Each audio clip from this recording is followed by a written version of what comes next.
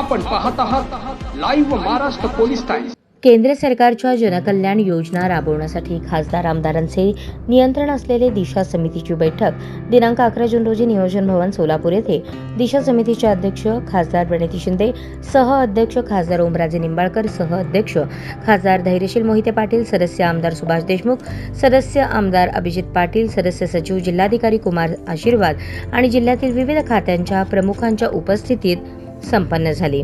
दिशा कमिटीमध्ये आढावा घेण्यात आला आणि काही चर्चा करण्यात आल्या।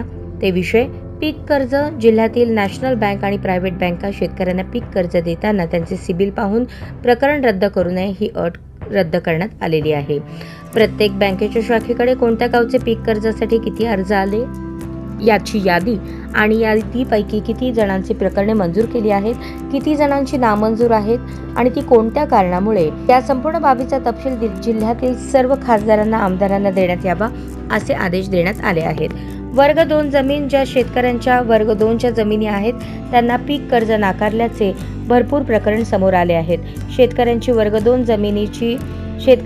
2ची जमीन जरी असेल तरी त्यांना पीक कर्ज द्यायला पाहिजे असे शासनाचे आदेश असताना बँक मॅनेजर मनमानी करतात, ते थांबवण्याच्या सक्तीच्या सूचना या बैठकीत देण्यात आल्या।